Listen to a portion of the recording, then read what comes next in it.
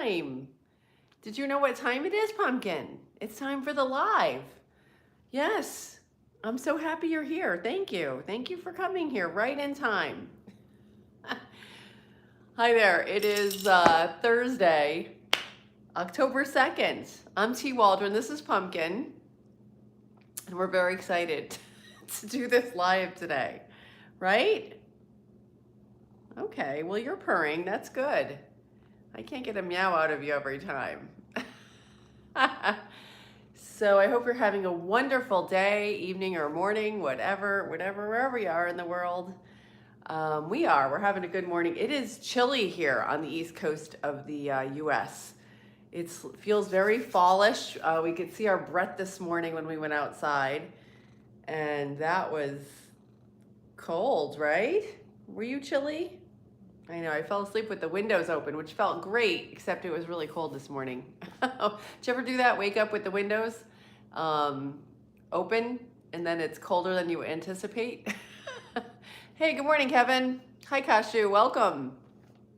So let's start with a little deep breathing. We're gonna close our eyes. We're gonna inhale through our nose and exhale through our mouth. And as we do this, we can actually think about doing what's called, I think it's called Ujjayi breathing, which is ocean breath, where we're trying to hit the back of our throat. I don't know, I'm still learning how to do it, but it's supposed to, when done properly, get us into the gamma state, which is the state of flow, which is the state of when you're doing things and time just passes and you're, when you're in the flow.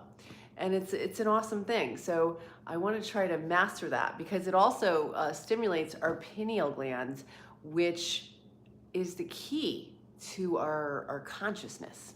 So, oh, okay, 5:31 p.m. Well, wow, excellent.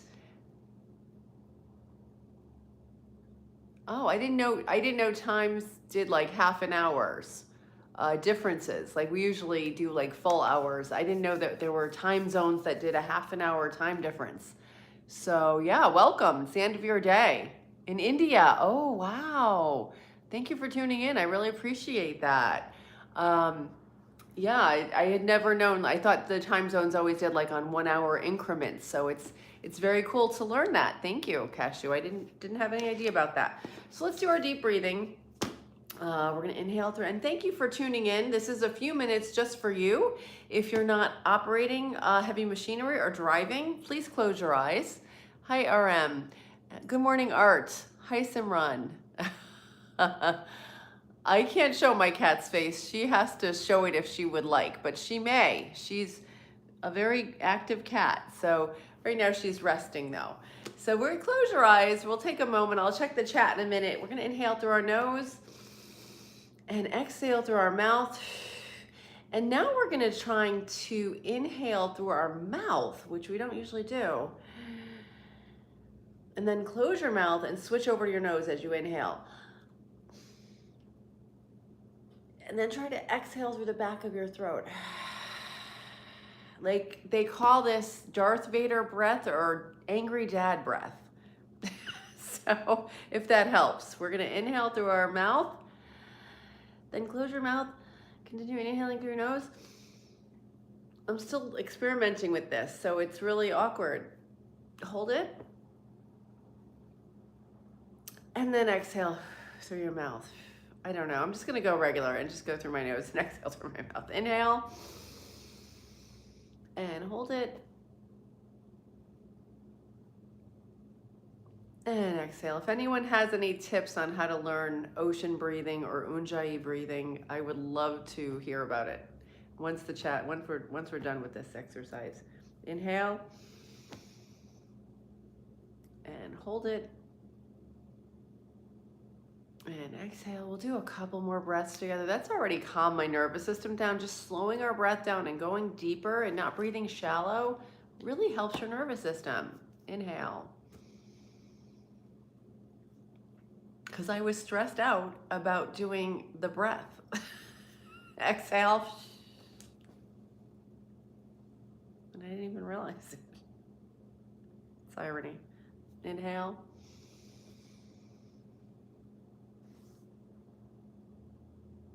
Hold it.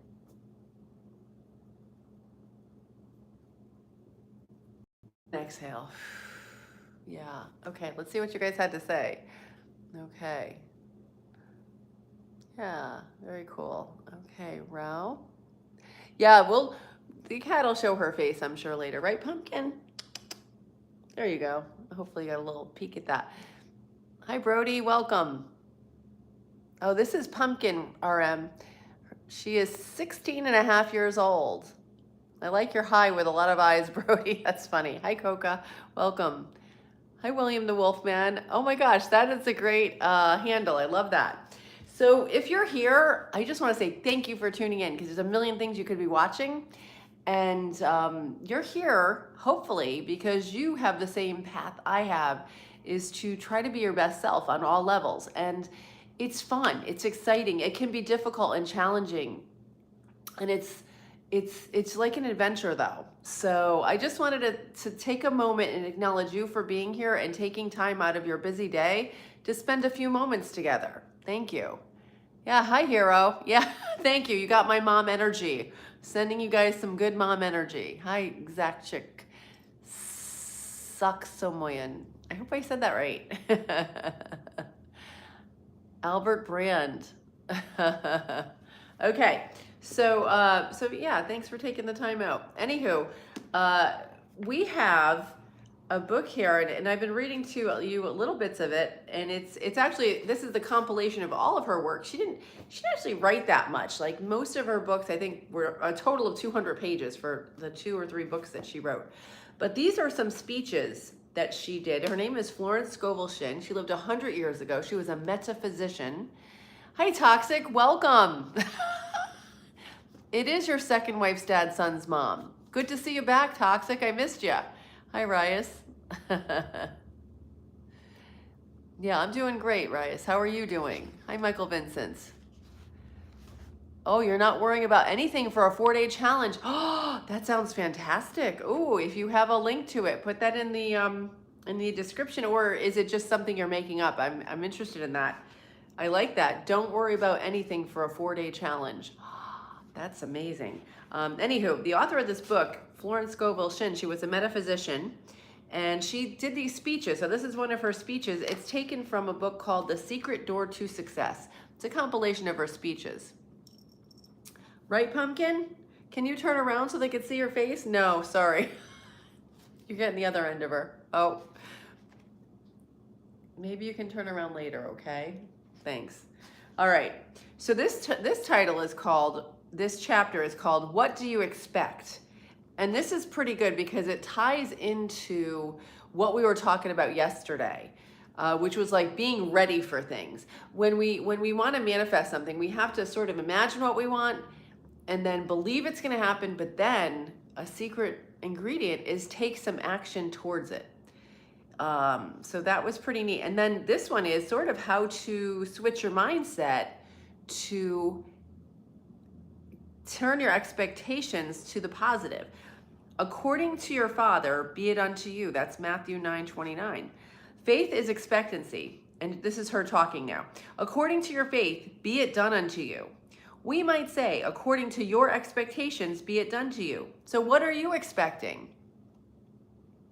We hear people say, we expect the worst to happen, or the worst is yet to come. They are deliberately inviting the worst to come. We hear others say, I expect a change for the better. They are inviting better conditions into their lives. Change your expectations and you change your conditions. How can you change your expectancies when you have formed the habit of expecting loss or lack or failure? So that becomes a habit, sort of our reality, how we see the world. Okay, and if you were looking for Pumpkin's face, there it is. Right, Pumpkin? Okay, good job. Thank you for something like that. So you can expect what you expect. If you expect loss, lack, or failure, that's what you're going to get. Begin to act as if you expected success, happiness, and abundance, and prepare for your good. Do something to show you expect it to come. Active faith alone will impress your subconscious. So we have to act on our expectancies. We have to, look at the positive in people and see the world as though good things are going to happen, and we will see more good things. And I've lived that. I've tried it. It really works. Okay. Let's see what you guys are saying. Hi, Luna Bell. Welcome. Pumpkin. Pumpkin is home. Rice. Okay. Frequency we vibrate with comes back to us. The law of attraction. Amen, Rice. That's so true. Hey, Cashew. Vintage Soul, V-Soul. Hello. Yeah, so I think this is great. And then she goes on to tell a little story. I like her examples because she goes into some examples. So she said, do something to show you expect it to come. Like faith alone will impress our subconscious. So we have to take actions that our subconscious will start to like become part of us. So like I heard Chase Hughes. He said, treat it like you're training a dog, because our subconscious needs to see actions, don't be like reading high-end stuff or thinking about things. You just have to take some actions, and then your subconscious says, oh, that's what's happening. Okay. Okay. So then she goes on to say, if you have spoken the word for a home, prepare for it immediately, as if you hadn't a moment to lose. Collect little ornaments, tablecloth, etc., etc. I knew a woman who made a giant swing into faith by buying a large armchair. A chair meant business. She brought a large, comfortable chair, for she was preparing for the right man, and he came. Someone will say, suppose you haven't the money to buy ornaments or a chair. Then look in shop windows and link them with the thought. Get in their vibration. I sometimes hear people say, I don't go into the shops because I can't afford to buy anything. That's just the reason you should go into the shops, she said. Begin to make friends with the things you desire or require. I know a woman who wanted a ring. She went boldly to the ring department and tried on rings. It gave her such a realization of ownership that not long after, a friend made her a gift of a ring. You combine with what you notice. Keep on noticing beautiful things, and you will make it an invisible contact. Sooner or later, the things are drawn into your life. Unless you say, poor me, too good to be true. So you really have to start getting into that. But you were just saying vibrations. Absolutely. The vibrations really help. Ken Millay. Oh, greetings from Australia. Well, welcome home after you've been locked for 20 years. Wow. Well, thank you for tuning in. You know what? This is exactly what you need. A new lease on life. You're going to be your best self now because you have a new attitude, right? Hey, Cashew. You're saying hi to William. Hi, Shari. Steven, welcome back. I didn't see William come in. Did he come in here? I didn't see him. I don't know. Sorry if I missed you, William. Anywho, welcome. And by the way, I want to say thank you to our moderator, Imran Hossain. He does a great job moderating and keeping the chat positive and clean. So great job, Imran. Thank you. And Pumpkin, you're doing a great job too, sending your good energy to everybody. Thank you. Do you want to jump? Sometimes she jumps. That's very nice. That's very good jumping. Do you want to jump back? That's very impressive. No, maybe not. Okay.